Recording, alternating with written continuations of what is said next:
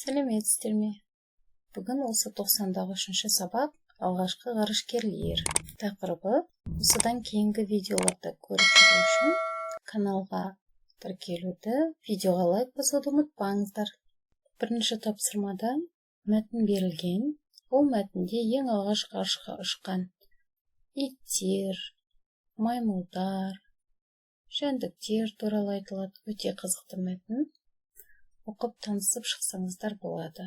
Сол мәтін бойынша бірінші тапсырманың астында мәтін мазмұнына сәйкес келетін сөзді қалдырып артығын сызыңдар деген тапсырма берілген. Алғашқы ғарышкер ит Лайка болатын. Лайкадан кейін ғарышқа шыбын секілді жәндіктер де ұшырылды. Екінші Альберт есімді маймылдың жерге түсу кезінде парашюті ашылмай қалды. Маймылдар тапсырманы адамнан шамалас орындай алады екен. Адаммен шамалас орындай алады екен. Деген жауаптар дұрыс болады. Бірінші тапсырманың әсінде жерге қайтып келу, оралу, ғарышта мерт болу, қаза табу, ғарышқа адам ұша алады деген тұжырым жасау, қорытынды шығару деген мағынаны білдіреді. Енді бүгін бізге грамматикалық тақырып ретінде сын есімнің шырайлары берілген. Біз осының алдында зат есім туралы айтқан кезде, зат есімге ғана тән грамматикалық категориялар туралы айтқан едік. Яғни оның септелуі, тәуелденуі, көптелуі сияқты. Сол сияқты сын есімде де өзіне ғана тән категория бар, ол шырай деп аталады. Яғни сын есімнің өзіне ғана тән нәрсе, шырай. Шырай дегеніміз не? Ол бір тектес түр мен түс, сын мен сапа, иіс пен дәм, көлем мен аумақ және басқа да белгілердің әрқилы реңктерін білдіреді. Яғни бір түс, бірақ оның кішкене ғана реңкі бар, кішкене ғана айырмашылығы бар болса, соны білдіреді. Қазір ары қарай мысалдармен дәлелдейміз. Сын есімнің шырайларының екі түрі бар: салыстырмалы шырай және күшейтпелі шырай. Салыстырмалы шырай деп отырғанымыз бір заттың сындық белгісін екінші затпен салыстыру арқылы оның артық немесе кем екендігін білдіретін шырайдың түрі. Яғни бір заттың екінші заттан артық екендігін немесе кем екендігін білдіреді. Салыстырмалы шырай жұрнақтар арқылы жасалады. Рақ, рек, рақ, ірек деген жұрнақтар. Мысалы, әдемірек, биігірек, көңілдірек деген сияқты солай кете беруге болады. Екінші, лаулеу, даудеу, таутеу деген жұрнақтар арқылы жасалады. Мысалы, сұйықтау, үлкендеу, толықтау деген сияқты. Енді көріп тұрсыздар ма? Мына зат екінші заттан әдемірек, яғни екеуін бір-бірімен салыстырып тұр. Сол үшін біз сын есімнің салыстырмалы шырайын пайдаланып тұрмыз. Келесі шырайдың түрі ол күшейтпелі шырай. Бұл біркелкі сындық белгінің бірі екіншісінен өте артық немесе өте кем екендігін білдіретін шырайдың түрі. Мысалы, бірінші күшейткіш буынның қосарлану арқылы, яғни қып-қызыл, үп-үлкен, сап-сары, қап-қара деп айтамыз ғой. Яғни бір зат жай ғана қызыл емес, ол өте қызыл екендігін көрсетіп айтып тұр. Екінші, өте, аса, тым, ең, тіпті, орасан, кілең деген сияқты күшейткіш сөздердің сын есімдермен тіркесу арқылы тым кішкентай, ең биік, өте қымбат, аса ауыр деген сияқты. Яғни бір заттың сынын, сапасын күшейтіп айтады. Осы екі жол арқылы.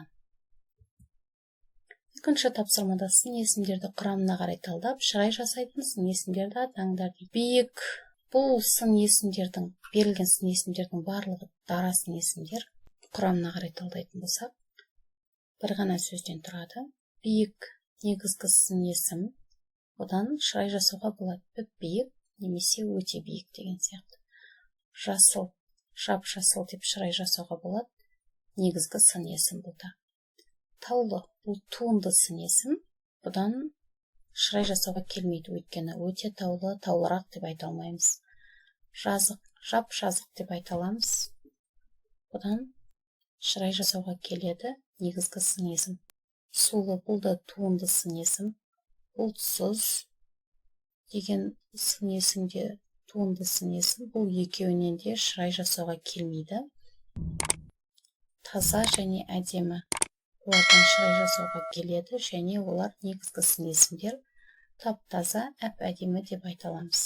Аласа бұл да негізгі сын есім, өте аласа, тым аласа деп айтуға болады. Жіңішке, жіңішке, өте жіңішке деп айта аламыз, негізгі сын есім. Көгілдір бұл туынды сын есім, көп көгілдір деп айтпаймыз, өте көгілдір, тым көгілдір деп те айтпаймыз, көгілдірірек деп те айта алмаймыз, сондықтан мұнымен шырай жасауға келмейді. Ақылды деген сын есім, туынды сын есім, біз одан салыстырмалы шырай жасай алмаймыз, бірақ күшейтпелі шырай жасауға болады. Өте ақылды деп айтамыз ғой. Босат бұл да негізгі сын есім, зерек бұл да өте негізгі сын есім, өте зерек деп айта аламыз. Үшінші тапсырмада күшейтпелі шырай тұлғасында келген сын есімдерді тауып, олардың жасалу жолын көрсетіңдер дейді. Күшейтпелі шырай тұлғасында келген ең үлкен, ең таза және ең жылы деген сын есімдер, олар ең деген күшейткіш сөздің тіркесуі арқылы жасалып тұр. Төртінші тапсырмада жұмбақтардың шешуін тауып, ондағы сын есімдерден салыстырмалы шырай жасаңдар дейді. Үй үстінде ұсақтас, бұларды жұлдыз деп ойлаймын. Қызыл гүлше тау асады, ыстық нұрын шашады дейді. Бұл күн.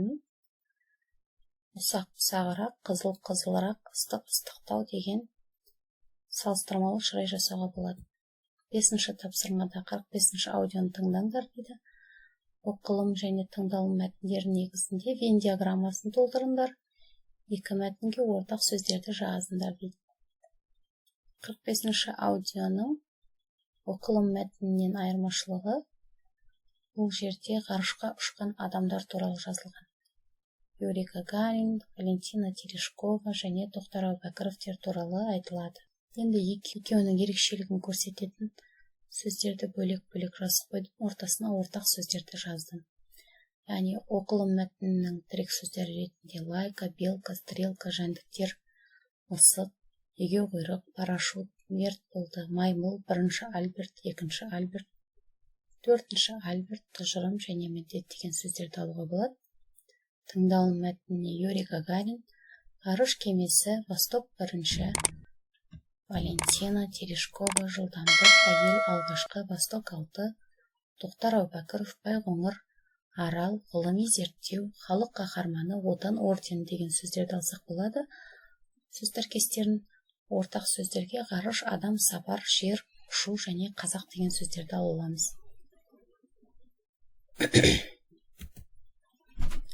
Бесінші тапсырмада мәтіндегі ақпараттың берілу ретінің көрсетіңдер дейді.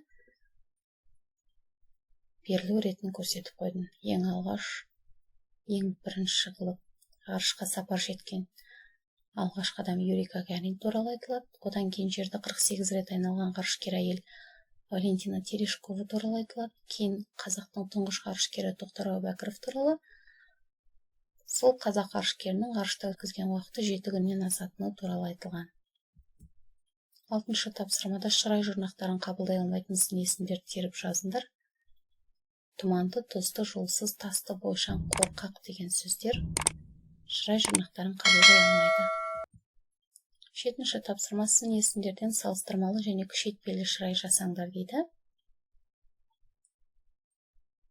Аласарақ, қысқалау, жұмсақтау, қаттылау, жақсырақ, жамандау, нашарлау, арзанырақ, қымбатырақ, жұқарақ, қалыңдау, суықтау, жылылау, салқындау, шіңішкелеу, жуандау, момындау, қаталырақ, жомарттау, сараңдау, өткірлеу, жаңалау, ескілеу, көнелеу, тазалау, ластау, қисықтау, тегістеу, ұсақтау, ірлеу деген салыстырмалы шырай жасауға болады.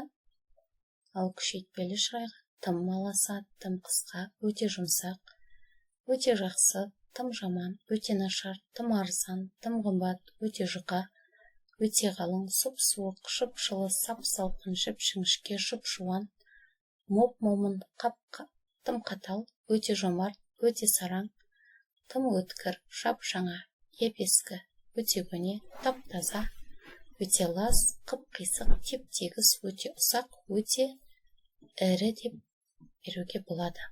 8-ші тапсырмада сөйлемдерден сын есімдерді тауып талдау жасаңдар, сапалық сын есімдерден шырай жасаңдар. Қазақстандық сөзі дара, туынды, қатыстық сын есім. Түбірі қазақ, стан жұрнақ, дық, зат есімнен сын есім тудырушы жұрнақ. Бұдан шырай жасауға келмейді, өйткені сапалық сын есім емес. Суық, суық, негізгі, дара, сапалық сын есім, сұп-суық деген шырай жасауға болады. Үлкен, негізгі, дара, сапалық сын есім, үп-үлкен деп айтуға болады. Кішкентай, негізгі, дара, сапалық сын есім, кіп-кішкентай немесе өте кішкентай деп айтсақ болады. Көк, қызыл, оларда негізгі, дара, сапалық сын есімдер, бірақ өте көк деп айтпаймыз, көгірек деп айтпаймыз, қызыл, өте қызыл деуге де келмейді деп ойлаймын, бірақ қып-қызыл деп айта аламыз. Жылдам, негізгі, дара, сапалық сын есім, өте жылдам деп айта аламыз. Көкпеңбек, туынды сын есім, бірақ сын есімнен жасалып тұрғаннан кейін мен астын сызып қойдым, бірақ одан шырай жасауға келмейді. 9-ші тапсырма, мәтінді оқыңдар, мәтіннен тәуелдік және септік жалғаулы зат есімдерді табыңдар дейді. Енді бұл жерде кеңістігінде деген сөз, түбірі кеңістік, тәуелдік жалғауының 3-ші жағы, ында інде жатыс септігінің жалғауы. Кемесі мен түбірі кеме зат есім, с тәуелдік жалғауының 3-ші жағы, мен көмектес септік. Әлемі не? Түбірі әлем, түбірі әлем зат есім, тәуелдік жалғауының 3-ші жағы, не, на, не деген барыс септіктің жалғауы. Тәуелдік жалғауынан кейін барыс септігі на, не деп жалғанады. Сапарында, түбірі сапар зат есім, тәуелдік жалғауының 3-ші жағы, ында інде жатыс септігінің жалғауы. Жерлесіміз, түбірі жер, лес, сөз тудырушы жұрнақ, тәуелдік жалғауының 3-ші жағы, міз, жүктік жалғауы көпше түрде 1-ші жақта тұр.